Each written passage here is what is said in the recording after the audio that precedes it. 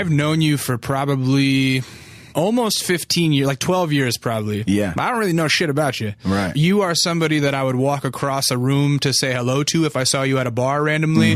But at the same time, we're not like texting and like updating each other on life. And so this will be interesting for me because I feel like we already have this false rapport created, but yet and still everything that I learn will be something new that I don't have no idea about. Yeah, so perfect. So that's good. I don't have to do any like warming you up. I can just be like, so tell me, were you ever molested? No, I'm kidding. Oh shit, no. You're from Portland. Yes. Is that like where you are from always, or did you end up moving there as a kid? No, I was born and raised in St. John's, Portland. What's St. John's, Portland? It's just like a neighborhood. Yeah, neighborhood in Portland. What is St. John's neighborhood? Like, do you rep it? Do you rep St. John's when you're in Portland? Yeah, yes, okay. I do. And what's it's like northeast, southeast. St. John's is like the north as it gets. And in the realm of Portlandia, what is St. John's about?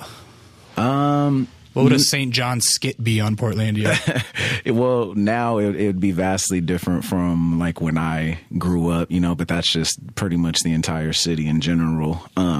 But I want to say it was like one of the last thresholds of old Portland, like one of the last remaining, for lack of better words, hoodish type places. It held up against the gentrification a little bit for a while. It lasted longer than most places, but it was just, right. So it's kind of isolated. Like so St. John's wasn't the most upscale neighborhood when you were growing up. No. Okay. Why not?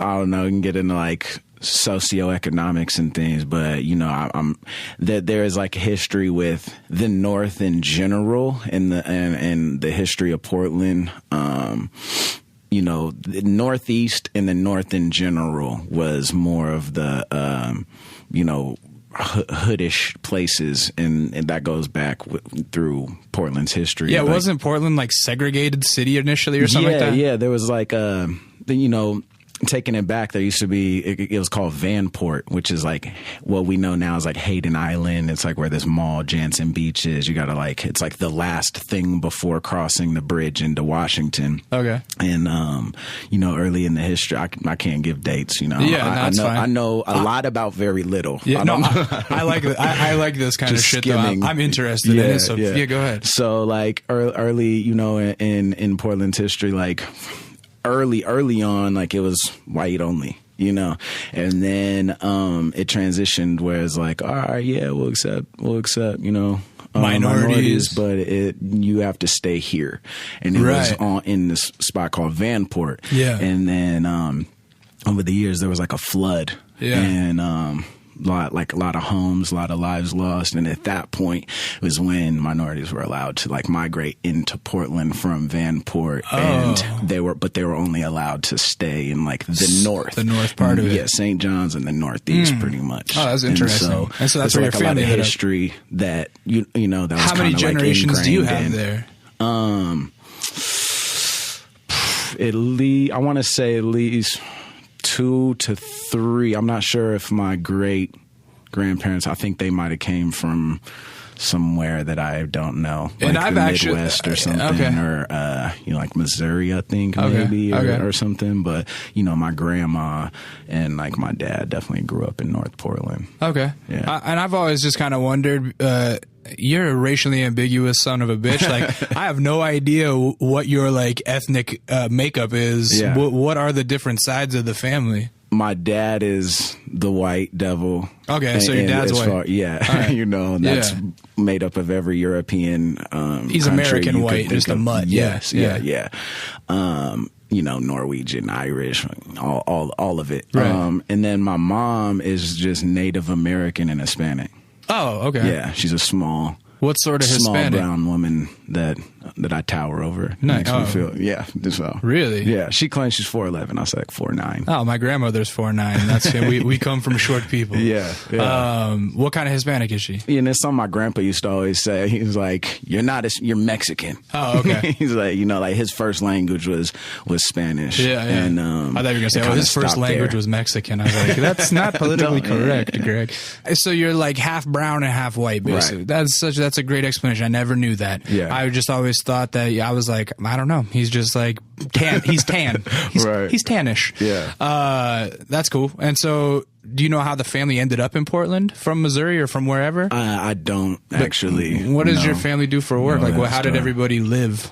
They had me at a real young age. Like, my mom, I think, was 18 and my dad was 19. Oh, wow. And she finished school pregnant with me. Maybe I might have been just like born earlier I think she was pregnant with me in her senior year, and then I think I was born. So they're like high school sweethearts. Yeah. And then my dad dropped out and got a job in a aluminum extrusion plant. Okay. And he still works there. Hardworking blue collar folks. Yeah. What did mom end up doing? She bounced around. Like, she went through a series of jobs and then ended up going back to college, getting a degree, and then now she works for our tribe, actually. What? Oh, really? Yeah. What tribe is it? Silets. I've never heard of that. It's a coastal tribe. That's dope. Yeah. You guys got any? Has the white man given you any casinos? we have one casino How's in Lincoln that? City, Chinook Winds. Do you go? Oh yeah, I go. I pretty much. I think I get back yearly pretty much what I lose yearly. So I'm even. Yeah, you break even at the casino. Yeah. So wait, being quarter Native American or half Native American, do you get like a stipend from the government and shit from that? Yeah. I get a yearly piece of like the casino, like, it goes out to all members of the tribe. That's pretty tight. Yeah. I mean, that's not like pretty tight considering the history of what has happened to the people. Yeah. But in modern time, not so bad. Yeah. So growing up in Portland, what's that like? I mean, it was all I knew. There was never like, when you're like growing up and when you're in that, it's when it's all you're not like, this is this type of life. That was the worst. It was the worst question. But now that you're well traveled, now that you've been around and stuff, like what are the things that you would say in your youth were unique to your growing up? Looking back, I think it was Portland's an interesting place in that. Like how I broke down, the way the neighborhoods were, at least in the North and Northeast, like throughout the 80s and 90s. You had that element, but you also have the like greater Portland, what has developed now in the like, liberal green, like, organic fucking whatever. So there was all those elements already, and then also it's a pretty artsy city, like art is a big thing from the music scene, not necessarily hip hop, but just rock and everything. There's like a huge indie scene out there, you know. I was out on tour in Europe, and I was in where was I? I was in Aalborg, Copenhagen, and we're doing a show. This is just a testament to what I was just saying. And the promoter was like, "Oh, you're from Portland," and I was like, "Yeah." He goes, "Yeah, like I can pull out the receipts of all my last payouts the last 3 months," and he goes, "And over half of them, the bands were from Portland, really, Oregon." Yeah, there's a lot of working musicians out there right now. Yeah. So there's that element combined with like what was specific to St. John's, and even in St. John's too, there was always kind of like this, I think, like underdog kind of notion or feeling from the sports teams, when the schools I grew up in, but also, like I said, like geographically, St. John's is a little detached from the rest of Portland. It's the most north, but it's also like west. You once past St. John's, you're crossing a bridge, and it's like you're on your way to the coast. Right. So you're pretty close to the water? I mean, there's the Willamette River that St. John sits on. Okay. But it's just detached from the greater Portland area by a few minutes. Right. So there was always this like underdog, like our teams going against the, Roosevelt versus Jefferson. And it was always like this rivalry and kind of like St. John's is Portland. Like, so I think those elements, but from the music influence and like the artsy aspect to just the neighborhood dynamic, and then that kind of underdog effect had like a, looking back, an effect on my whole Did you trajectory. grow up pretty artsy? No, I wouldn't say that. Like, are your folks artistic at all? My mom definitely sings, you know, and that was an influence. She'd always sing in the car. I remember we took a trip to California, and in San Francisco, she stopped at one of those booths and like recorded a song. Like, and I remember, and she got like a tape from it. And actually, I remember that being that I had to be like under 10. I wasn't double digits, and I remember at that point it was like a real influential thing. I was like, what? Like that's you're like mom spitting hot fire in the booth. Yeah, I was like, I want in. No, that's crazy how she did the whole every word from Juicy by Biggie on that tape. That's like crazy that she knew all the words to that. It was actually La Isla Bonita by Madonna, for your information. Wow, wow. Hey, so mom's a little bit of a no, your folks stuck together? No, they actually when I was 3 years old. So you don't even remember that probably, huh? I remember. You do? I have memories of it for sure. And I really? remember I actually remember the fight and the split and everything. Really? Yeah. How do you remember that? You're so young. It was I think a pivotal. Do you have like a weird memory thing? Like, can you remember everything? No, not at all. But I think that was just like a pivotal memory in my history that impacted me. Were you only child, or did they have any more before they split up? No, I was only child at the time. Yeah. They split up, and they both have had children since. Who did you end up going with, mom or dad? It was kind of back and forth. Like when I was, up until starting school, and then when I started school, I was staying with my dad. Oh, really? Yeah, and my grandma. He was staying with his mom, and it was like a crazy house because my 4 uncles lived there too. Oh, so wow! So it was like a lot of male influence. yeah. And why didn't you go with mom? Do you remember? I feel like most kids go with their mom. Yeah. I think it was just a thing that they decided at the time, and also I think the school, like my grandma lived like 6 blocks from this school that my dad went to and everything, and it was like in the north. So I think did you still see her a lot though? Oh yeah, she was there all the time. Yeah. And they kept it cool after they split up, or did you see a lot of turmoil between them, or what? There wasn't a lot of They got along. They didn't. They got, but there was never really an impact on me as far as, of course, when I was real young, I had the fairy tale. I just want my parents to get back together. Of course. But even when I started, becoming aware of relationships and going, having girlfriends of my own, I realized I'm like, that would never work. I don't know how they lasted as long as they're both the dominant personality. Oh, okay. So so they both get remarried. Yeah. When was that? Or when does that start? Around, I can't remember marriage, but the people that they got with, my stepdad, my stepmom, been around since I was 5. Oh, cool. And so you got siblings from both families? Yeah. How many? I have 2 sisters. Yeah. On my dad's side and 1 brother on my mom's. Word. How's that?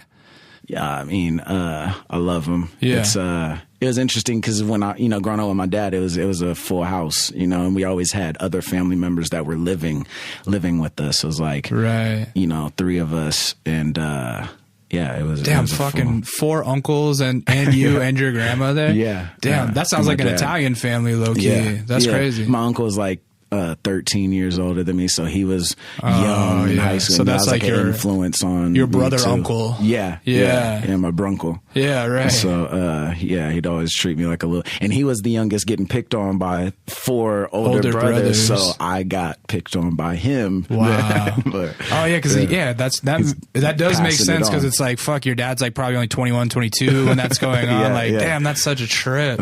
Here's the thing: when I met you, you're 16, 17, but already very advanced rapper and getting paid to travel places and such.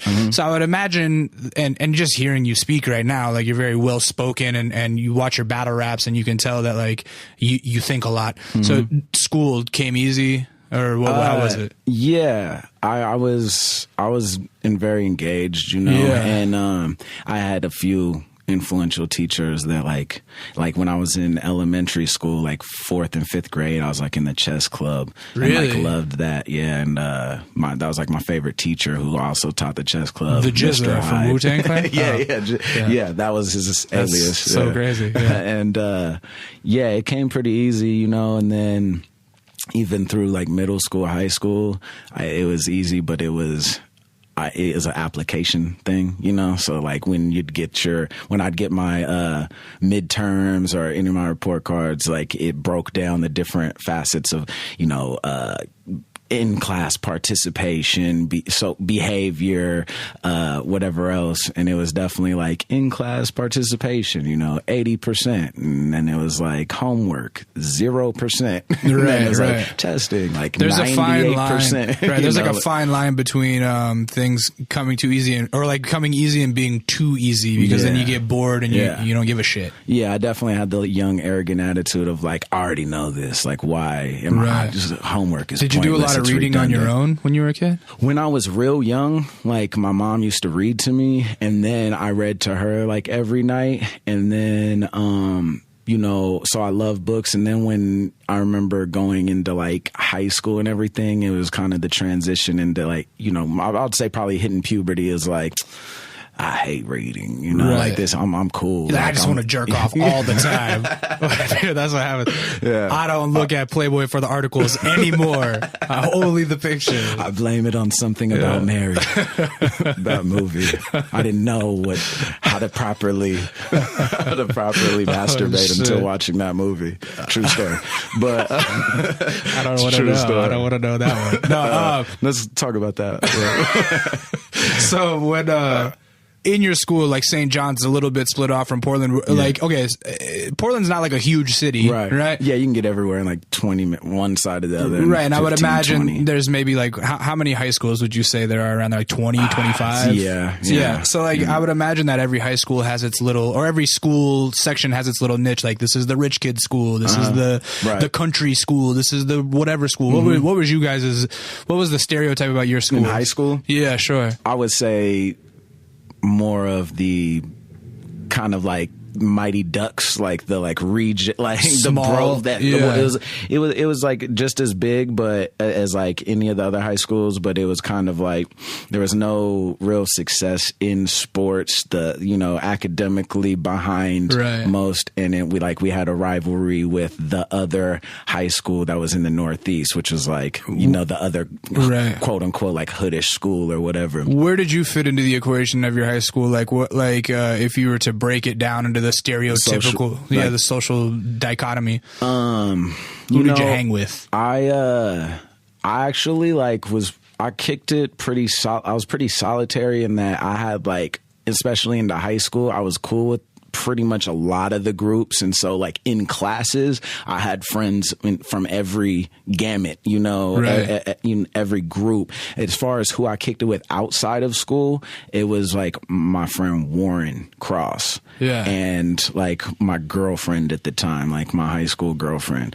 Other than that, I had a lot of friend / acquaintances, but as far as groups, I was kind of me or the people I made music with, or Warren, and I don't know, it was kind of social chameleon. I guess I could say, because I wasn't really good friends with pretty much any of the groups, but I got along with most of them. Right. Yeah. The funny thing is, a lot of times in these interviews, I try to stay away from too much talk about the music life. But the thing is I would say that you've probably spent 3/4 of your life making music at this point, because even when I would talk to you when you were 16, you were like, oh yeah, I've been making music since I was 10, right? Yeah, it's 11, but yeah. 11, there you go. Yeah. So tell me about that. How does a little half Native American, half white kid from Portland start barring out? In middle school, I definitely kicked it with the group where I was the token white boy, and at George Middle School, and I was my best friend at the time was my homeboy DeShante, and we were always kicking it. He always rapped. I didn't rap at the time, but we always would roast each other back and forth always. And I was definitely had been a long time hip hop fan since a very young age. How? Who got you into that? Was your dad, were your older brother, your uncles into that? My uncle was. Yeah, he definitely was watching MTV all the time and had Tupac albums and had a he actually had a pretty eclectic taste in music, but it was definitely very hip hop driven. Yeah. But if you were to ask who put you in that direction initially, Deshante? I'd say my grandma. Really? Yeah, my grandma LaDonna when I was 4 years old. Really? Yeah. How's that work? She was like, oh, here, check out this 2 Live Crew tape. Yeah, You're like, this what? new mixtape. You're like, grandma, you listen to Me So Horny? What the fuck? Nah, she had got like this is like when Walkmans, and she had a Walkman. Yeah. And she went to like a yard sale and got a cassette like case to carry all her cassettes in, but it came preloaded with tons of cassette tapes. And one of them was called Jammin'. It was like a mixtape, and it had like Run DMC, Curtis Blow, Roxanne, Sugar Hill Gang, Fat Boys. It had everything, all the classic old school shit on. And at this time, it's like 1990. Yeah. So that's a little, like little back in the past. But to me, it was like the first time. So she gave me that tape. Right. And my mom stayed with her. So every time I was with my mom, I was there, and I'd always ask her to use her Walkman, and I'd just listen to that tape. And I was like, my tape. That's tight. Yeah, like that's tight. Run DMC, like You Talk Too Much was like my favorite song, And so from then on, I definitely had a love and passion for the music. That's dope. Yeah. And that's so interesting. I have a similar story that I don't think I've ever told on here before, but like my dad was the type.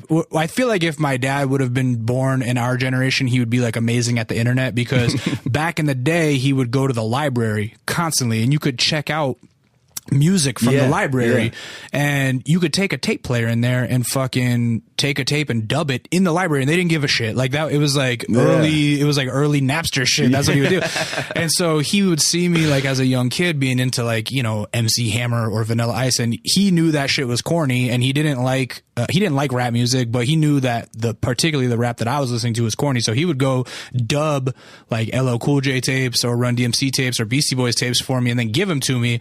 And I remember getting roasted one time actually in awesome. 5th grade, because I had a fucking Sony My First Walkman. Remember those? They were like red and they looked like a toy, basically. No, I don't. They were shit. That. They were some straight bullshit, but it was like a big advertising thing, like, oh, my first Walkman, and it was like looked like a red toy basically. And I put it on, and then he gave me an LL Cool J tape that I was listening to, but it wasn't Mama Said Knock You Out, which was like the one that was out then. Yeah. It was the one before that, maybe Bad or something. And so my friends were like, oh man, you got a fucking My First Walkman, what are you? And they're clowning, and they're like, what are you listening to? And I said LL Cool J, and they're like, which one? I told them, and they're like, damn fool, you got a My First Sony and my first rap tape. And I was like, oh shit, but whatever. Shit was influential. Yeah. That's crazy. So your grandmother accidentally made you a rapper. Yeah, pretty much. That's tight. And so when you're kicking it with Deshante and roasting each other, you guys start rapping together too. Is it mostly freestyle? No. Oddly enough, like, me and him like kicked it a lot, and we're like best friends. And then of course there was a group of friends we kicked it with, and so we were always kind of like roasting each other, And I grew up like my dad and all my uncles used to just roast, talk shit. So I already like had a little affinity that. However, I didn't start. I didn't, like most people start by freestyling, just having fun. That wasn't me. Deshante was like, you should write a rhyme. Yeah. And I'm like, nah, I'm not a rapper. He's like, you should just write a rhyme. Yeah.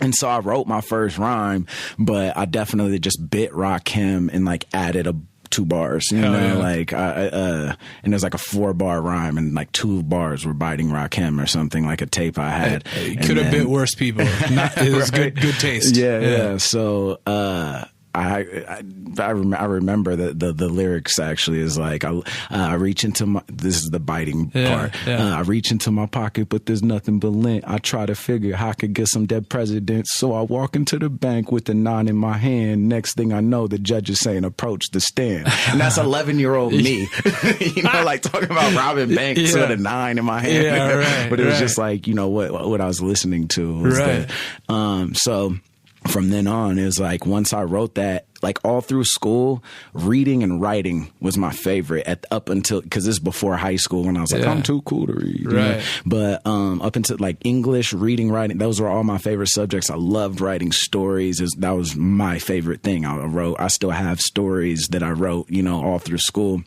And so once I wrote that, it was like combining that with the music that I love the most. And I was just like, I couldn't stop. You know? So that was where it started. Like my first rap group came later that year. Which was called?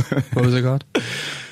It's called Lyrical Militia. Fuck yeah, dog. Right? Fuck yeah. Well, that's like the quintessential first rap group. Well, you know, one thing that I like about you and I is that neither of us gave up on our like real backpacker ass names, because we both have some like very late 90s, early 2000 rap names. Yeah, and while everyone else has changed them or tried to deviate from them, we just kept with it. We were like Illmaculate and Intuition. Backpacker ass names. I'm good. It's true. You know, most people just mispronounce it Illmatic anyway. So I just roll with it. Right. Like I feel like most people at this point would have been like, okay, I'm going to try to like rebrand. I'm just going to go by Ill, or like I'm going to go by Mac, you know, and like, nope. I was thinking about changing it to Mac-Row. That'd be Macro. Macro. Yeah. There you go. Maybe you could have gone by iMac. That would have, I don't know. But IMACK. Yeah, like there dash you go. MICK. Yeah. But anyway, Lyrical Militia. That's fantastic. That's real late 90s shit. Yeah, right I went there. from Lyrical Militia to Sound Gods. Sound Gods. That sounds like it could have been like an early like SoundClick beat sharing website. Yeah, exactly. It does for sure. So what did you do in your free time, like as a kid? Like it seems as though were you just like in the studio, or what were you doing? Did you play sports? From like what? I don't know. I definitely, you know, from sixth grade, you know, through high school, even, you know, to this day, like play basketball. Oh. Taught, you know, my sisters how to like play. Like a Muggsy Bogues. Yeah, definitely. That's a short joke. Oh, I thought it was just comparing raw talent. But Space Jam. Classic movie. So you were a basketball player. Yeah, I played basketball. Yeah. But really, even like oddly enough, through you know, elementary school, before even music came, I was kind of, I wouldn't say antisocial, but I didn't really hang out with kids much.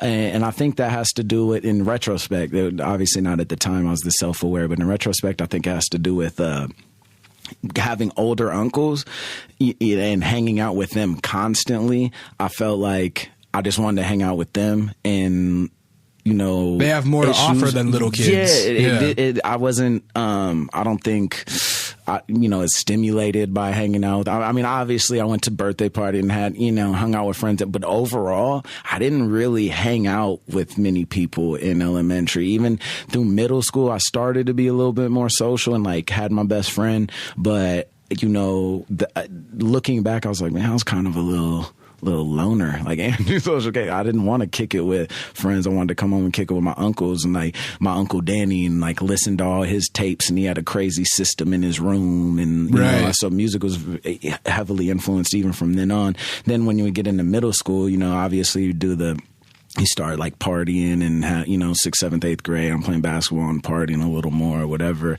And through high school, still, I kept a very small circle, and like we'd go to shows, but music was really prevalent for me even at a very young age. What like shows I just wanted did you to be in go the studio.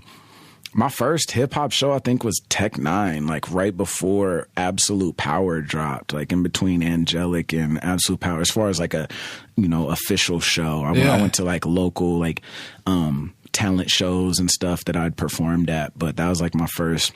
What was your first time rapping on stage? How old were you? I think my first is like a talent show in like middle school, you know, like 7th grade or something, was my first time. And you rapped your own bars? Yeah. How did you do? I'm sure it's terrible, but at the time, like we felt like I was like, I'm the man. That was a Lyrical Militia? Yeah. How many dudes are in their crew? Well, it like fluctuated. I think originally our first performance, I think there was 4 of us. Me, Reggie, Deshante, and Ronte. You had Deshante and Ronte? Yeah. So that I think that was actually our first show. Yeah. And then it kind of expanded and contracted like for a couple years. Yeah. After that. So by the time I met you, it was in Santa Barbara, and it was because of Philip Drummond, DJ Philip Drummond, Elliot. Shout out Elliot. Like, how does he find out about you? Here's the thing. That guy, I feel like Elliot, actually a catalyst for a lot. He's like an uncredited catalyst for a lot of what's happened in modern battle rapping. I think a lot of relationships can be traced back and funneled right to him. Yeah. You know what I mean? Yeah. Yeah. He's the Christopher Columbus. He was like a fucking amazing, as many differences as we had, he was an amazing battle rap A&R. Yeah. And he like spotted talent in you very young. Cause like I said, he started hitting you up when you were like 16, I think. Right. Yeah. And he starts flying you places. Right. What's that like? I think so. Starting at the first part, I think he caught wind of me when I was 15 in 2001. I'm gonna try to like summarize this because it's usually a long story. But we can go. Hey, you got time. We got long story. I don't care. Okay, 15 years old. Yeah, my first battle. So prior to this, I hadn't freestyled. Like I said, I started off writing, and then I had been writing for about 4 years up until this point, and making music. And I've been in the studio about 2. I started recording when I was like 13. We finally got like a studio, and we were constantly recording as Lyrical Militia and making demos and my were you guys trying to be like the Raucous Records version of Little Bow Wow or something? Like I don't even think Little Bow Wow, like there was this other group that was like Quo? It was something to do with a number. It was like, you know, something 7, like or you know, it wasn't Furious 5, but it was something like that. And I want to say it was with 7, and there was hella little kids, 7 little kids. I remember, you know, copping their single at Tower Records or something. But like, because we already were a group. Do you ever remember that little kid group Quo? It was 2 kids, a white kid and a black kid. The white kid went on to be like Britney Spears' choreographer and shit as an adult, but they were like pretty dope rappers for little kids. And I used to like be like, oh man, I want to be like Quo. This shit's tight. That's tight. No, I don't remember. It's probably horrible in retrospect. Okay, so you're in the studio at 13, and then so I'm making music, and around like I'd say end of 14, early 15, like prior to this, I just listened to what was pop, you know, MTV, you know, but like my CD collection at this point probably consists of like It's Dark and Hell is like DMX, Method Man, Tupac, Biggie, you know, and a lot of other Wu-Tang, but that was like my threshold. Then I got introduced to cannabis. Oh shit!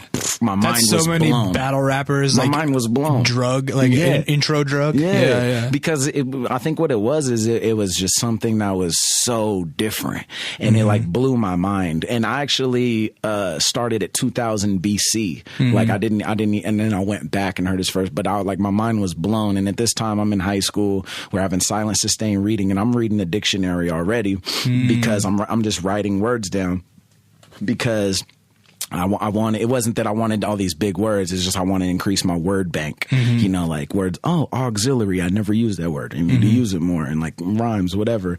So, anyways, I get into this cannabis phase, and I just start writing like cannabis. You know, like super just. Yo, my cerebral cortex is enormous, and like start even talking with more of rapping with the East Coast. I'm a cannibal with mechanical mandibles. Yeah. And my buddy who was in Lyrical Militia, my dude Austin Ripley, he was like, "Hey, I have this flyer," and he gives it to me, and it's for a battle, and it was like all hip hop. It was like a DJ battle, a breakdance battle, graffiti expo, and an MC battle. He's like, "You should enter this. You're like on some battle rhymes, battle rhyme shit already." And I was like, I don't freestyle. Like, this is a freestyle battle. And he was like, learn.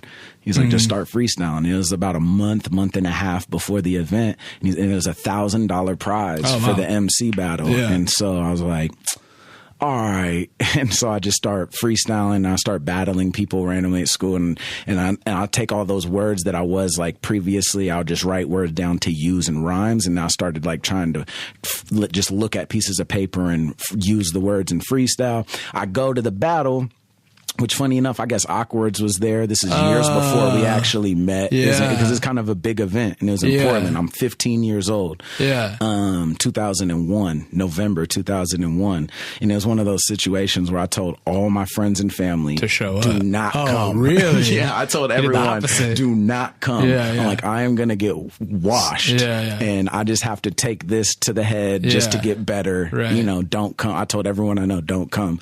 And then, so it was like a crazy process. I'm pretty sure there's like 180 contestants. I remember it was almost 200, and like 180, 181, something in there is always stuck in my head. And so there was this huge line on the side, and what they had was in Portland, the 180 battle rappers showed up? It was sold out, 2,000 capacity venue. Holy shit! Yeah, that's it's big. at the Crystal Ballroom. Wow, that's crazy. It was huge, and so there's all these MCs, and you just stood in line. You filled out a little 3x5 card with your name on it. You know, like they're like, all right, put your alias, where you're from, whatever. And so I go up. And I'm not gonna lie, I like had some pre-med bars for my intro, which I remember I was always ashamed to admit that afterwards. Of course. But it was just for like the 30-second little, because everyone just went up and just rapped, and then they narrowed it down to like 16 or something. I don't even think they did 32. I'm pretty sure it was to 16 from 180, and it was all based off your little 30-second thing. So I went up there and I actually got a huge reaction, and so I leave the stage, and like everyone's like, you know, it's just really because I'm 15 and I'm me. So I look like just the smallest kid. Can you believe that 15-year-old has a mechanical mandible? And like, you know, everyone else is like, you know, adults, like, you know, and everyone else is struggle rappers, and you're the adorable, exactly. So I'm like getting all this love going through the crowd. I'm like, this is crazy. And then you were the Slim Jesus of Portland at the time. I wouldn't ever put. I don't think I could fit in those shoes. So funny enough, you know, when I filled out my card, they're like, put your alias, where you're from. So I put like alias, Illmaculate, and then, you know, where I was from and everything. So then when they're calling the final 16 up, they're like, they kept calling someone like alias, report to the stage, alias. Shit. And so I didn't get called up. And like, I'm standing in the front row though, and or like in the front couple rows, and everyone's like, why didn't you get called up? Like, you killed it. Like, you blew the roof off. I'm like, I don't know. And I remember being super salty, and they kept on calling someone named Alias. And then like a few rounds into the battle, or a few battles in, it was still like the first round, they like looked at me, they seen me in the front row, and they're like, Alias, like, why aren't you up on stage? Because I put like alias first and not just still. So then they pull me up, I go through the battle, and long story short, like, I pretty much accidentally won. Like, I won the whole thing. And you know, that was kind of the catalyst, I think, for even Philip Drummond knowing about me, because that's like a big event. Especially did people tape it? Yeah, there's like there's VHSs. That's I think it just got uploaded on YouTube this last year. That's so someone crazy. Put that up. Yeah, that's the thing, is like the battle culture as a whole has obviously turned into this big content churning fucking entity where there's like multiple new battles hitting YouTube every single day. Right. But back when I met you, all there was mcbattles.com, and you had to look, you basically updated every day in hopes, or like you would refresh it every day in hopes that there was one battle a month. Even if it was audio. Right. Audio battle. Right. Yeah. Used to and watch. the videos were usually only about a minute and a half long. They were like maybe one of the rounds, or if the camera guy didn't like one of the rappers, he would cut out that round or whatever. Like, it's like Pac FM, Tone Deaf, and Gin, and Mini Style. It was Idea. It was the internet equivalent of like taping the radio when you heard your favorite song. It was like that. Really, you know what I mean? Like you didn't really have access to a lot of battles back then. That was like my site though. That was that was a big influence for sure. So dudes like Elliot and dudes like Avocado, like they would be looking at those sites and looking for talent all the time. And so is that like how did Elliot hear about you from the Portland battle? So I'm not sure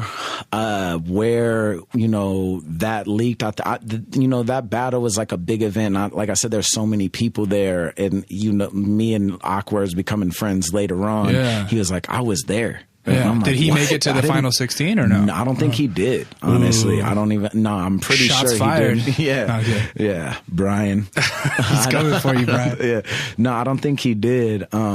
But so that was the catalyst, and that's where I'm pretty sure there were like I did a couple car shows after that. Took second at another, and it was real. All of a sudden, you know, I didn't.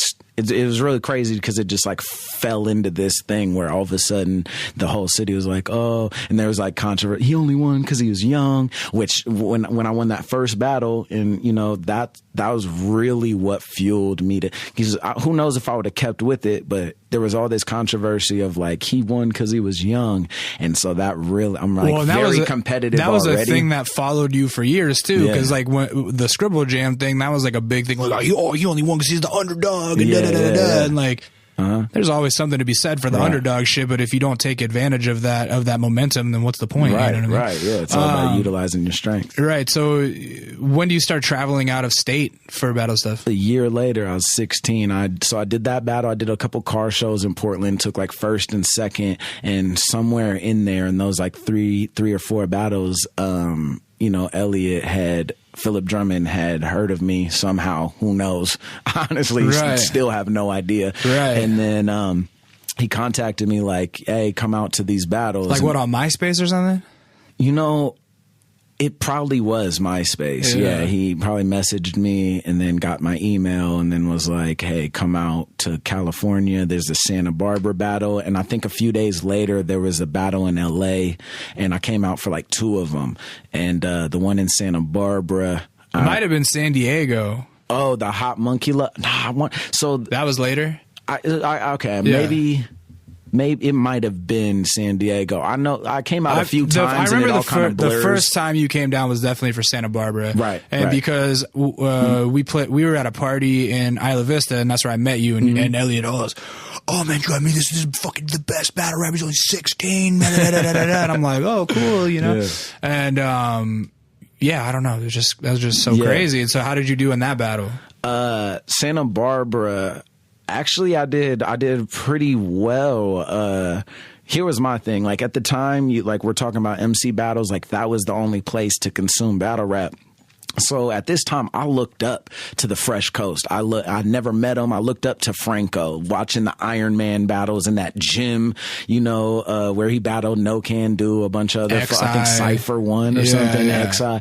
I watched that. Aruka Saki? Yes, Aruka. I watched that at least. I would say at least 100 times. Yeah, totally. You know? And No Can Do, same thing. Tons of his battle, or a few of his battles on there, which at the time was a ton of content.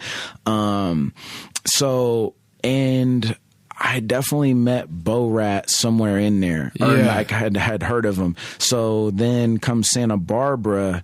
I think I battled somebody. I think I battled just someone who I can't remember. First round, won. That wasn't the one that I was hosting, was it?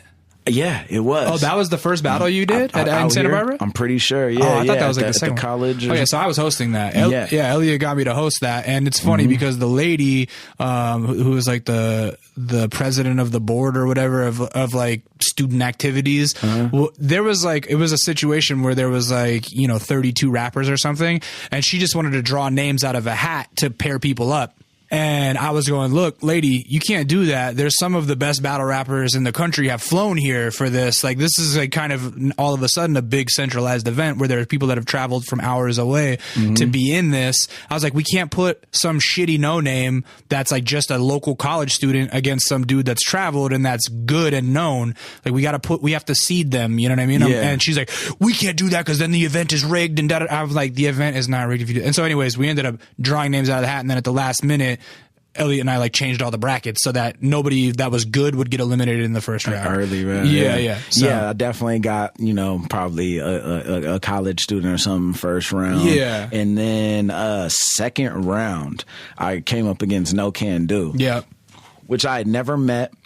But at the time I'm like, oh my God. I'm like, I'm battling No Can Do. I've seen him 1,000 times. I'm like, all right, just have a good showing. And then I ended up winning against him. And I remember, like, at that point, I'm like, I won the event. In my head, I'm like, I beat someone that I've watched for this. I'm like, I've made it, you know? And then, and then I think I battled 60 Cycle after that. Oh, yeah. Maybe I'm reversing that order, but I battled 60 Cycle. And then I made it to the semifinals where I lost to Bo-Rat. Bo-Rat ended up winning that because he was a UCLA student and kind of had that kind of home field advantage momentum. But he was killing it too, though. Yeah, he was killing it. I think he does definitely deserve win. He outpunched me. He definitely beat me. It was funny. I think I was running out of steam at that point. Yeah, that's funny. I remember being so hyped because some of that footage ended up on MC Battles. I'm like, there I am hosting. And, you know. Franco, like, picking up skateboards and cups and bottles. Here's a great story about that. I don't know if you know this, but my DJ, Leon, who used to DJ for me during my shows, DJ Merge, he was DJing that battle.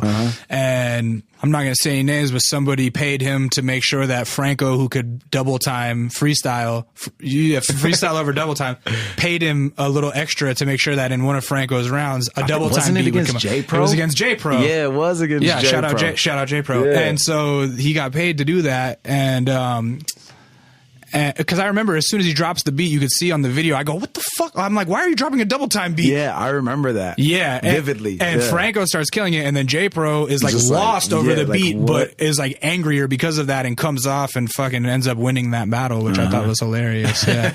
I was like, oh, that shit fucking backfired for him. But yeah, so then I remember we ended up traveling. We ended up driving in my Blazer. I think I had a Blazer back then.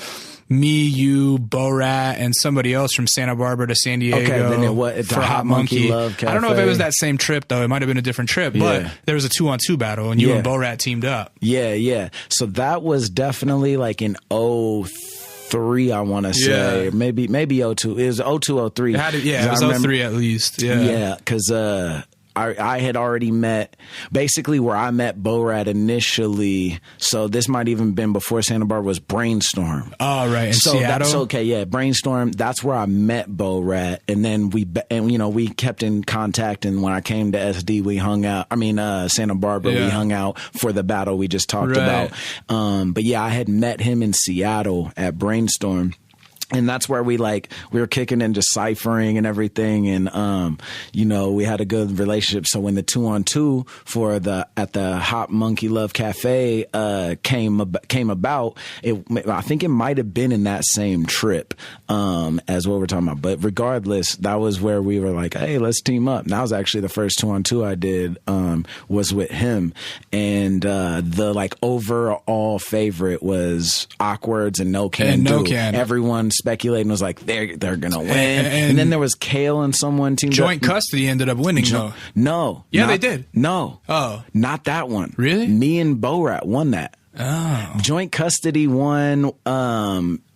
They won at the Mind Games, and they beat me and Thesaurus in the second round or something. Okay, no, the last round was you and Joint Custody. I think Joint Custody beat Awkwards and No Can? No, we beat Awkwards and No Can, and I think the semis, I forgot who they battled, but we battled them, and we beat them there. I was teamed up with 60 Cycle Hum in that battle, and we beat some local San Diego dudes real bad, and then we went up against No Can and Awkwards, and I thought we only got to do one round, and I thought that the crowd was chanting one more round. I was like, oh, we got this. And then the judges were like, no, Awkwards and No Can.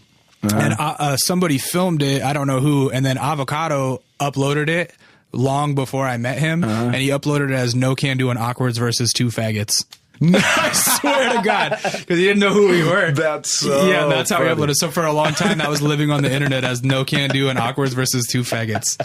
And I was like, wow, Kyle, that's fucked up. How funny is that? That's amazing. Yeah, and I remember driving home from that battle, and me, you, and Bo-Rat all putting on instrumentals and rapping to each other. And I was playing you guys music from my first album that hadn't come out yet and shit. It's so funny. Yeah, it was fun times, man. Rap was very innocent for all of us back then. Yeah, it was just passion. It was nothing but yeah, right. Yeah. And then soon thereafter, this was when Scribble Jam was a big fucking deal. In context, back then, that I looked up to like Scribble Jam champions as like, it was like if you won that, you made it. Like you were like guaranteed to have a career, and like those are like some of the most influential rappers at the time for me. 4 or 5 years before that, I was watching Scribble Jam every year. Yeah, I'd go to 360 Vinyl, which was like the only place in Portland that I knew of that you know.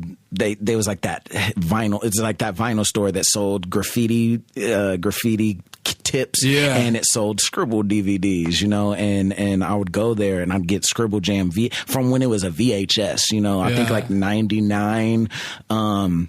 Maybe it's 2000. I copped like prior years, like from 99 on. And then every year I would go and get it. Like I'd pre-order it, or I'd pre-order it with the store and go get it every year. Yeah. And I watched it religiously, you know, from was like 01 when Mac Lethal and Dose. Maybe that was 01 or 02.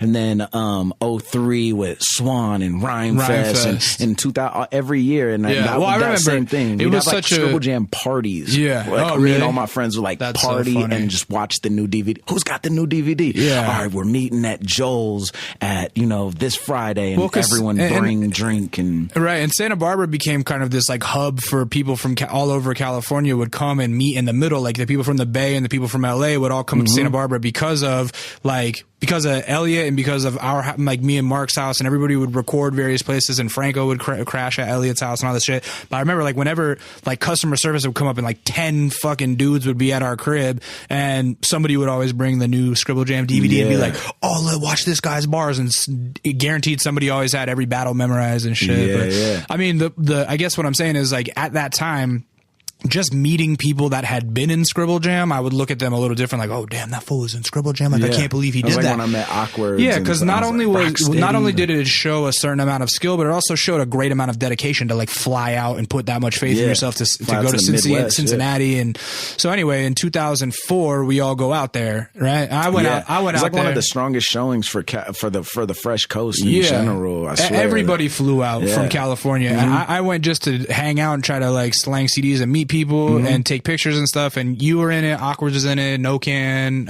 maybe No Can didn't show up that year, but I mean, who else? Like Bo Rat was there. Yeah, Bo Rat, Franco, there was a even people who weren't battling, it was like a strong Fresh Coast presence. You know, Lush was there. Oh, right.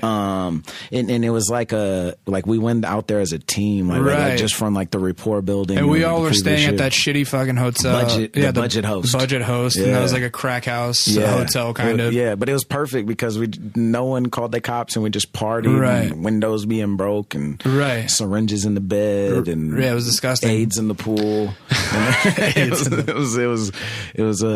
it was perfect because, you know, we'd partied so hard. There's so many people there and we just partied so hard. And so the funny thing is, like you were like essentially a no name going in there, and a lot of people from that we knew were no names, but we were like this young. It was like a young class that was like going to represent, and then there were like old favorites there. Like Swan was clearly the favorite to win, and then that day you just he had quote unquote like got robbed against Rhyme Fest the year before. He had he did the MTV battle. He had been on MTV. And so you go up there and you're just like this fucking, I don't know, like shot in the dark kid that just like goes and takes over the whole shit. Caught the Holy Ghost that day. Do you remember that day? Or? Yeah, it was like the most surreal thing. Like prior to that, I was working at the same aluminum extrusion plant that cause I dropped out of high school.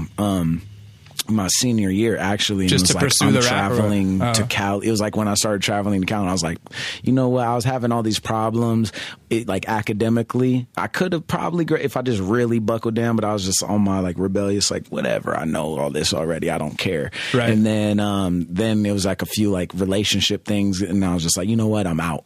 And then that's when I started heavily traveling to Cali, and I was just like, I'm doing this. And then so I got a job at the same aluminum extrusion plant, and before I even got a job, I'm like, hey, I might have to travel. And my supervisor's like, all right, no, I respect it. And then he gave me time off to go to Scribble because my dude DJ was like, I'll buy us tickets if we both go. I'll buy your ticket. And I'm like, what?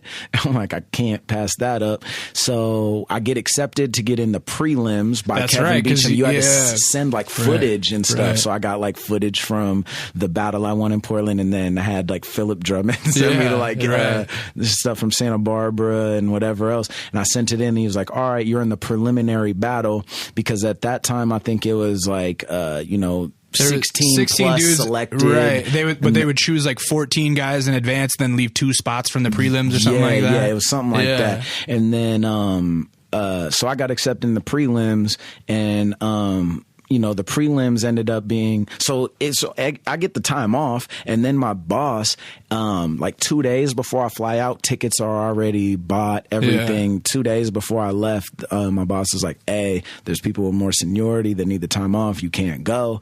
And I was like, I already bought plane tickets. Like you cleared me, And he was like, well, if you go, you won't have a job when you get back. And this is like right before I clocked out. And I remember just like thinking in my head for a sec, and I'm like, all right, like, have my check when I get back, and I was like, I remember at that point being like, this is what I'm doing. I already gave up school, fuck this job. I was literally working 6 days a week, 10-hour shifts, fresh out of high school. I was like 18 doing 60 hours a week of like lifting heavy metal, and like I became Saw Boss and was just like cutting, it was like Eminem and 8 Mile, like stamping license plates, like 18. Like he said, oh, you're not gonna have a job when you come back, and you said, well, there's vomit on my shirt already, Mom, spaghetti. I think that was my word for word response. So I ended up going, and prelims same day, and I battled Franco in the. I remember final, that battle. Final 4 in the prelims moved on. Yeah. So I made it to the semifinals, and like I battled J Jack, I think like first round, which was weird because we're both. Dude, I saw him in Hollywood years later, like with a bunch of fucking porn chicks on Hollywood Boulevard. Like he was like the man. I don't know what happened. He had that glow in his eye. Yeah. He was going to do something always. It was crazy. But anyways, So I battled someone else, this guy Ubiquitous, and then the semifinals. Oh, yeah, Ubiquitous. They went on to, they're pretty big now. Yeah. Because him and his other homie are signed to Strange Music. Are they? Yeah. What is his group's name? I can't remember, but him, Yubi, and his crazy rap partner, they're signed to Strange. He had bars even back then, it was just like a certain thing. But I battled him, and then semifinals came around, and I battled Franco. Yeah. And at that point, they had said Final 4 move on to the main stage. And so at that point, me and Franco both talked right before we went on, and we're like, we don't even need to battle. We can just cipher. And I remember specifically, I go first, and I'm like so juiced at this point. I'm off like a Red Bull, maybe 2. And I'm like, I made it to the main stage. Like all I wanted to do, I looked up the Scribble Jam so much. All I wanted to do was make it to the main stage. That like meant everything to me. And so I'm like, all right, we can. And I like just bullshit around and like freestyle a little bit. And then like it wasn't getting much reaction. Franco immediately just starts bodying. Yeah, me. He was like, we'll freestyle. And then he just starts bodying me, and I'm looking at him like, I thought we was. I'm like, all right, whatever. I'm like, I don't even care. And he ended up beating me. I'm like, cool. But I still made it to the main stage. He's an interesting character that way. A bit of a poor sport. I got a handful of Franco stories. I have crazy Franco stories too. Where is Franco now? I'm not. He's a career man. Oh, okay. We'll say that. I know he's doing good. I haven't seen him in years and years and years. Yeah, he knows how to get it. So funny Franco story. So anyways, then first round I battle quote unquote Johnny Blaze, but it wasn't Johnny Blaze. He like no-showed, and Red Simpkins from Orlando, like Cap Callis's homie, just was like, all right, I'll go up as Johnny Blaze or whatever. And so I battle him first round, but And like, remember in the freestyle days, if you used to watch who battled before and after you and how the brackets broke down, you used to be able to predict who you were going to battle. So you could have like some bars ready. Yeah. Like try to start thinking of stuff before you battle. So the last 2 battles were Swan versus somebody and me versus Johnny Blaze in that first round on the main stage. So I beat Johnny Blaze. That was like the battle. Like people always quote to me. I was like, something about your little sister, give her a nipple twister, then I'll scissor kicker. Right. And like it was just like the energy. I was off like 3 Red Bulls by this point. Yeah. And I'm like the energy was all adrenaline plus the bull nut from the Red Bull. Yeah. You know what I mean? Yeah. And so like it was like that real Fresh Coast style that we had developed of just like stacking on rhymes where you know, if you go to like the idea, the Swan, the Gin era is real like set up, punch. But like what I had learned from the Fresh Coast and competing and, you know, from the No Can Do's, the Francos and everything was like, just stacking rhymes on and still punching the same, but just stacking the rhymes. Well, you would use polysyllabic rhyme schemes in triplets. Like it would be like your setup would have, you would start with the triplet, or you would start with the polysyllabic rhyme scheme, and then you would have it. So it'd be like, I wish I can explain it in my head. But I can't say it like without writing it down, like A B A B, A B A B. But you would like rhyme right at the beginning, and then you would rhyme at the end of the bar, and then you would rhyme in the middle of the next bar and at the end of that bar. So you have a bunch of rhyme schemes right in the middle. Yeah. And like that, I feel like you kind of developed that, and that became like, but that became the blueprint for what everybody did for like 4 years after that, at least. You know what I mean? And like you and Pete Thesaurus like really had that style mastered. And then everybody from fucking Florida and wherever, New York, like everybody that was battle rapping started doing that. Yeah. And I just remember being like, this is disgusing, because like this is these guys' style that like all these people are bastardizing. You know? But, it evolved from like the big influence on me from Franco and No Can Do, you know, and just an XI and the Fresh Coast style in general was like not just doing setup punch. It was like, you know, the setup was damn near a punch in itself, but then there, instead of just being 2 rhymes every 2 bars, it was like 3 or 4. And that was how it started in Scribble Jam. And then, you know, of course, and then it evolved with me and Thesaurus in the 2-on-2s later. But so all that to say, in Scribble Jam, no one had ever heard it before. Yeah, and it was like this avalanche of like rhymes and not like people. I think it really took people off guard, combined with like this young cat with all this energy, you know, and like adrenaline was just like overflowing out of me to even make, like I told myself that day, if I make it to the main stage, that's all I want to do. Once I made it to the main stage, I'm like, I just want to make the DVD. This is like what I grew up on. If I make the DVD, I'm immortalized in hip hop. You know, I really felt like I go down in history forever if I make it on the DVD. So my first round I win, and then I realized I'm battling Swan. So rewind, less than a year before this, we watched you know, it was one of those things where we went to my buddy Joel's house, watched 03 DVD. Got into a big argument with my buddy DJ, who happened to be at Scribble when I went with. And I got into a big argument with him because we watched it, and Swan was like, everything was a punch, you know. I mean, it was set up punch, but there was no filler. And he was amazing. And I remember being like, man, I'll beat him. Like after we watched 03, everyone was like, Swan should have won. I was like, man, I'll battle him. And I remember my buddy DJ, who's like my biggest advocate, being like, look, man, you're really good. I don't think you could ever beat Swan. Oh, shit. And I'm like, what? And I remember looking at him hella crazy, and I'm like, the Napoleon complex kicks in. Yes. So for real. And so then fast forward, I'm like, I'm about to battle Swan. You know, like in between rounds in 04, I'm like, I'm about to battle. And I look out in the crowd and I see DJ in like the second row, and he looks at me and he yells something. I'm like, what? And I just see him mouth, you're battling Swan. Like he's like yelling it. And I'm like, and I could look at him, I go, I know. And so like immediately my gears are turning. In the biopic of your fucking life, that would be the moment where like dun dun dun dun. It's definitely montage. Yeah, it's definitely montage. You material. flash back and see the life before your eyes. Because in my head, I'm like, Swan has all this momentum. I'm battling him, which means I'm making the DVD. Right. And that was like the second to last round, or was that was the second round. Oh, wow. No shit. That was the second round. Yeah. I battled 5 people on the main stage. And you end up winning that battle. And I remember being in the crowd watching that, and it was like, when that happened, all of us were going so apeshit, but like the crowd just banged. Yeah. The judges came and like picked me up from that point. It was yours to lose. Yeah. And like the Mac Lethal battle in the final round, it almost seemed like a gimme for you, which is, it's so funny to see where everyone's at now, because to put that in perspective, in 2004 you battled Mac Lethal in the final round of Scribble Jam, and it's crazy where careers have gone, because now you are like essentially a career battle rapper. Like you, like that, I would imagine that's like what pays the bills, right? And other stuff. And so, but I mean, like, and Mac Lethal now is like a YouTube sensation that's like goes viral for fucking pancake raps and everything else. You know, like everyone's found their little niche with the music, even though that was a pivotal year, I think, because that was the year that things were changing, and it was no longer like, winning Scribble Jam doesn't mean you're going to be a touring musician necessarily. It means that now you just have a name, then you got to figure out how to internet hustle your way through the fucking world. You know what I mean? Right. Yeah.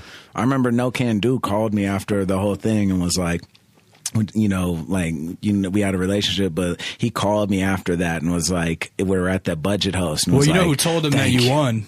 Whoa. I had lost my voice, and I went, but when you won, I was like, oh my God, we're all gonna make it. Like, we've done it. I was literally having like a mama, we made it moment. Like, oh my God, the whole crew is on, you know? I was like, damn. Cause that's the thing, is like the way that I found out about so much rap was through Scribble Jam. Like I found out about Sage Francis, and me too. The way that I found out about fucking Slug was through battle raps, cause I saw Idea, and then I heard about the Rhyme Sarah shit, and then I heard about Brother Ali, and then that's how I found out about Slug. And so even though I didn't know Slug as a battle rapper, I was like, oh shit, now that all the homies are on, like they're gonna see the songs that I've done with them, and then I was like, everybody's gonna be on. And so I called James right after the battle, and I'm like, hey man, like you'll never believe, because that's how my voice sounded. I was like, you'll never believe who won. And he's like, who? And I was like, Greg won. And he's like, oh shit. And and so he called me later, and so I was like, I made it. I made it. I like fell asleep. It sounds like Mac is made up, but I literally, like, we drank till you remember what time. No the next homo. day. Do you remember who you slept with that night? We slept in a bed together that night. Pause. I crashed at the Budget Hotel, and I just fell asleep on a bed, and then you had drank like however the fuck much you drank a shitload that night, and you ended up just crashing on the bed next to me, and we didn't cuddle or nothing. You're lost, but I woke up and I went, prior to that, I woke up, but probably right before I crawled into bed, I woke up sitting in a chair in the same hotel room, like cradling the Scribble Jam trophy. Like I woke up and I was just like cradling like a newborn little baby. And I was like, oh. And I was like, it was on that night. It was probably like, noon when I probably crawled into like, it went till the light came out. For sure. It was crazy. That was a fun time. And so after Scribble, you go back to Oregon, and you don't have a job waiting for you. Right. And do you kind of realize like, oh shit, I got to make this rap shit work? Because the thing is that battle rapping as a monetary thing wasn't real back then. Yeah. Now it is. It wasn't then. Right. Right. So what were your thoughts? Yeah, it was definitely a realization like, okay, now what? Right. Because even at that time, competing at, the highest level was always a gamble, because there was no guarantees back then. Like now there's guarantees. At that time, it was whoever won. Right. It was like, sure, a battle might have a $5,000 prize, but only the winner gets that. Yeah. And then to a point, you guys started like colluding together to like, okay, look, if we make it to the final round, we're split it regardless or whatever. That became a little bit more safety. But now people make 5-10 G's for one battle. Right. Right. No matter what, guarantee.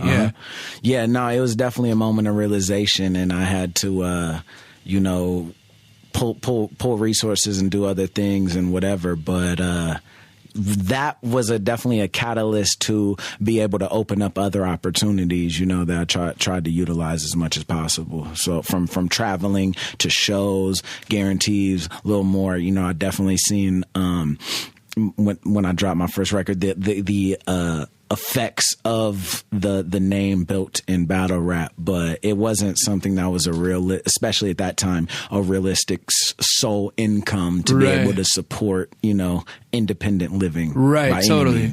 So what do you do when you get home? So when I get home, 01, basically... Or no, 04. Sorry, 04. There was like a year and a half of pretty much just degeneracy. Partying. I think there were some battles here and there. There's like the King of Portland battle, 05, whatever.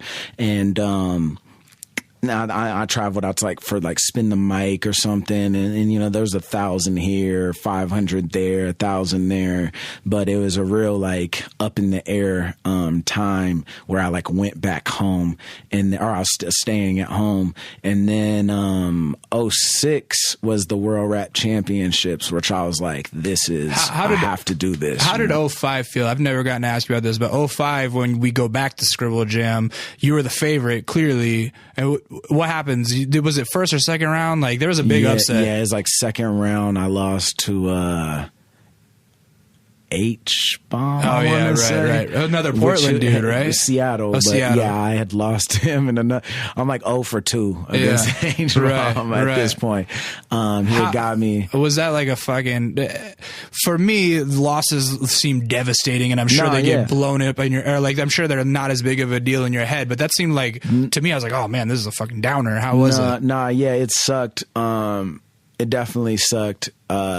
But at that time, like, the Source was on a run. I was like, he's got to win, Oh, right. And then when I watched like Justice do what he did, maybe it was like the ego, or like maybe it was like a consolation prize for me to be like, he just out Illmacked. Right, that's right. Year. He totally did. It was the same Illmac pattern. It was the same dynamic. Yeah. And so like in my head, I was like trying to console myself with the fact that like, but the guy who won just did what I did last year. Right. Just it was a little bit better moment. than me. But that's no shade, because like that was just like the real thoughts that I had at that time. But he performed at a whole new, like, he stepped it up. You ever go back and watch those kind of battles and just are like embarrassed by how far you've come since then? Or like, you know what I mean? Like, because at the time watching them, I was going, this is the fucking pinnacle of battle rap. This is so amazing. And now I go back and I go, Jesus Christ, like everybody sucked back then. Right. It's so funny. No, I definitely do. Yeah, for sure. And I'm like, okay, it's come a long way. Yeah,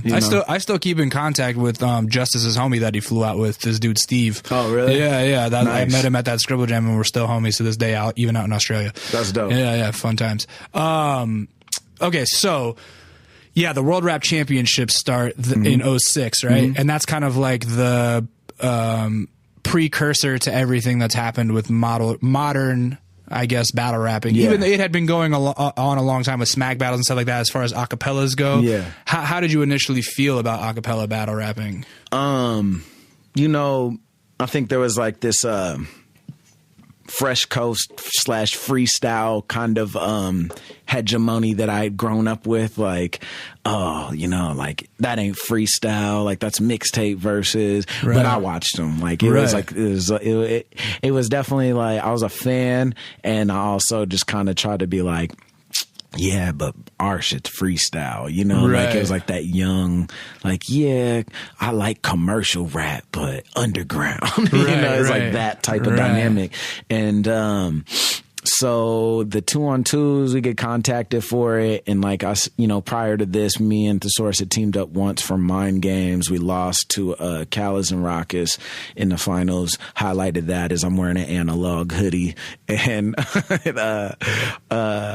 Callis says, that don't say, what's it? Yeah, he says that hoodie don't say analog, it says anal. OG. I remember that. That was like what Body does. You know what's funny is that the next, I think in maybe. So that was like 05, I think. Maybe in 06, Bo Rat and I teamed up on Mind Games, and we lost to Callus and Ruckus, and they got, and we almost had, but they got us with some, like, I think Ruckus called me like Stewie from Family Guy or something, and the crowd seemed to very like react to that pretty heavy. But that was all you had to do is like compare people to Tucson like, favorites. They loved their Arizona kids and the home field advantage. Anyway, so we had teamed up already once, and then Harry from Jump Off reached out to us like, hey, this battle, I think it was $10,000 prize. You should do the 2-on-2s.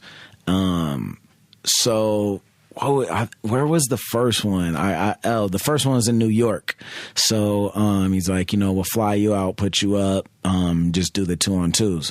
So we're like, all right, I hit the source. He's like, let's do it. Nothing more to be said. Let's go get this 10,000.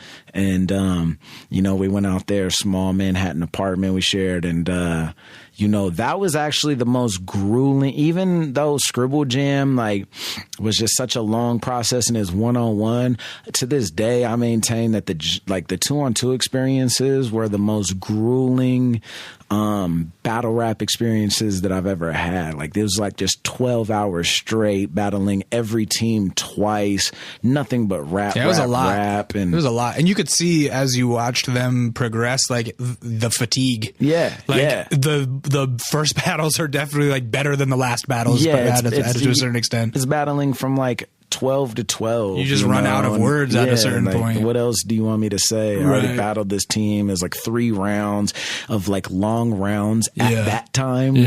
What was long rounds? And, we just went in there, and initially what we said was, we can't go wrong if we just spit 4 bars each. Yeah. That's it. And then we have time to think of what we're going to say next. We'll freestyle. We'll go in with, some punchlines, but at that time we didn't have no setups, no nothing. We're like, we'll just go in like, well, I don't know, I'll have a couple here, a couple there, and everything else will just freestyle off each other. And like me and him had a pretty good dynamic as friends of, joking, like we could just go off each other on long-winded jokes forever. And I think that heavily played into our dynamic as a team. Right. So, we get there, we battle, and we just followed our formula of like 4 bars each, 4 and bars each coming off. And that became the blueprint for like the next 5 years, it feels like. The way that you guys were rhyming during those just became like, that's what battle rap sound like. Prior to that, it was like the era of like setup punch of like, something,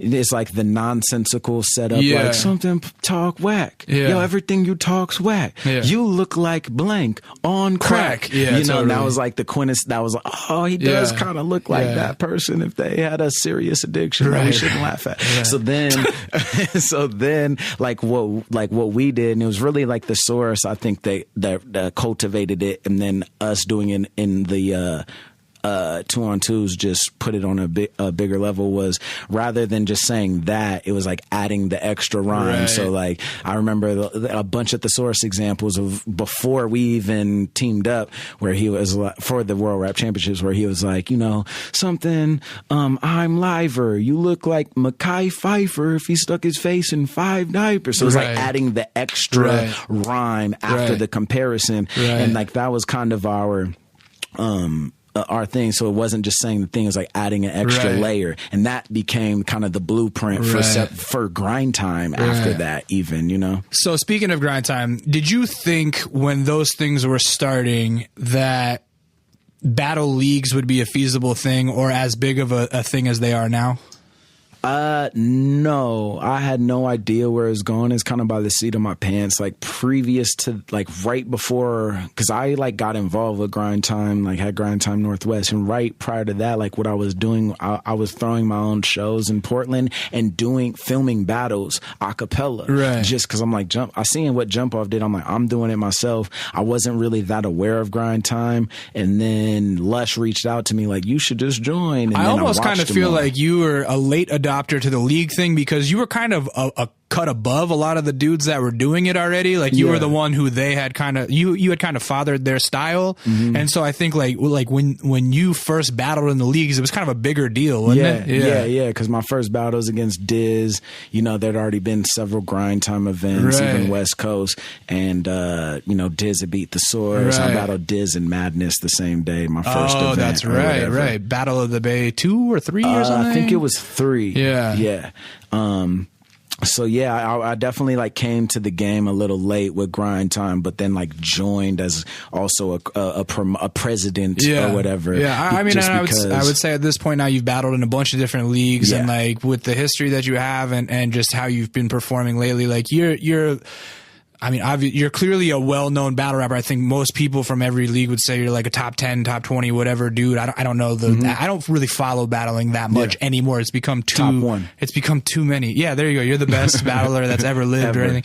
Have you battled in URL yet? Oh shit, he's got his King of the Dot chain on. I didn't know. Oh yeah, you're the King of the Dot champ right now, aren't you? Yeah, that's right. I haven't battled on URL. No. Oh, will you? Yeah, I mean, you want to? Yes. Who do you want to battle in URL? I don't care. Yeah. Yeah. I just want it to be official. Why haven't you yet? There was like one opportunity, and after I gave this is like 2012, and I gave my price and then never heard back. So I might have priced myself out of the game at that point. But it'll happen. Because my goal at this point is I will be, before I like hang my battle gloves up, I will be the great. I will be the greatest of all time. So I'm going to do that. That's good. That's a good attitude to have. And I like that. I mean, you just lit a fire under my ass. Where I'm like, I got to go be the greatest at something now. No, not really. It's true. So here's the thing. When we were coming up and we were kids, I felt like the battle scene was cliquey in that we had what became known as the Fresh Coast thing. Yeah. We were all friends and we would look at people. I remember seeing Iron Solomon at Scribble Jam one time and just being like, pfft.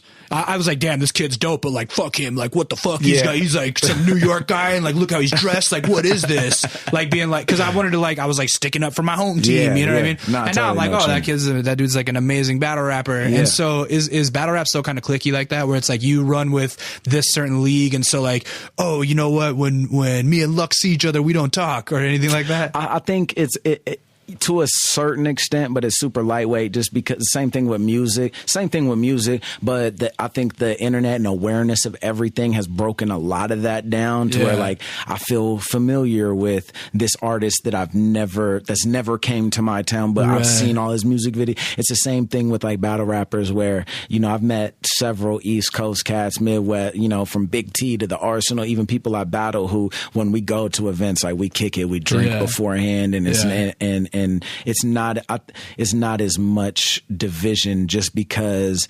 those cliques were developed out of like I have relationships with them. Now it's like developed out of awareness and access. It's always been about access. Well, and everybody pays so much attention to what everyone's doing. I feel like you guys' scene is very well documented. Everything is content. So life is good. Yeah, life. I'm grateful. The universe rewards gratitude. It seems like it all worked out. You're living off your passions. Yes, right. It's true. That's all you can ask for, man. It really is. What's next for you? Really, I just been really pushing the music and like battle rap. I love battle rap. Music's always been my first love. Like we covered. I was recording and making music, and I had passion before. For it long before battle rap, and that's my first love. Like it's always been my first love. Writing, making music's been so that's like what I've been pursuing. Myself and Only One just dropped the album called Only an Ill. Okay, it's on iTunes. When did it drop? September 18th. Okay, so it just came out. Yeah. We just got finished doing a tour. You guys were from Sand People together. Is the Sand People still together? We're all homies. We all kick it. Like, we're not actively making music as a collective. Right. There's like a myth of an album that like has just been on hard drives that I don't have access to, but like that we started a few years ago, and we've like, been adding to, but overall we all support and do tours with each other. Last summer, me, Gold, Sape, Spark, 4/10 out of the crew toured. this last tour we did is 4/10 of us, myself, or Gold, and then a homie that's not in the crew, Mike Bogan, and then me, Only One, and Spark all just did a tour. Cool. DJ Spark. So we're all actively like, you know, supporting each other's music career. It's just more of like subgroups and solo acts, right, of course. and still collaborating actively. Right. But yeah, Only Anil. You know, we got Hippie Sabotage and Chase on all the production. Yeah, we just had Sad on. Oh yeah, yeah. They produced his record, I think. Yeah, right? yeah. It's like all like, you know, even going back to the battle shit, it's like all family still. And we're still intersecting paths. Like Sat's about to be on a few shows we're doing this month. Me, Only, Sat, and Chase are doing a little string of shows. Cool, man. But yeah, just pushing that. Where can the people find you online? Just at Illmaculate on Twitter. I'm actively protesting Facebook because they want me to upload like an ID and all this like info of me because I was using my like artist name, like Ill Space Maculate. Right. So they're like trying. I'm like, man, y'all block all my views anyway. I got like 5. I got the max amount of friends, quote unquote, and like I see my stuff gets like 10 likes because it doesn't reach, and I'm like, fuck Facebook. But yeah, Twitter on Instagram, just at Illmaculate SP. And if you guys, and then if you guys want to find him, he's very easy to find on YouTube as well. Just search Illmaculate, spelled how it sounds, and there are hours upon hours of battles. And if you are not a battle rap fan, be very careful because you will get sucked into a K-hole and maybe you'll become a fan. And if you are a battle rap fan, thank you for tuning in. And yeah, hopefully you guys learned something about my friend Greg that you didn't know before, because I sure did as well. Thank you. So with that being said, my name is Lee. Some of you guys know me as Intuition, and you can find me on Twitter at It's Intuition. You can find my man behind the boards, Ben Shim, making the shit sound buttery at I Am Database, based with 2 S's. You can find us as a unit at Kinda Neat, youtube.com/Kinda Neat, where you're going to see Illmaculate perform. And everything is wrapped up in a pretty package at kindaneat.net. Remember to download the podcast app, search for Kinda Neat, and subscribe. And I think that's all my spiel. And if you're still listening, thank you so much. Like I said, I'm Lee. That was Illmaculate, and this was Kinda Neat. Thank you.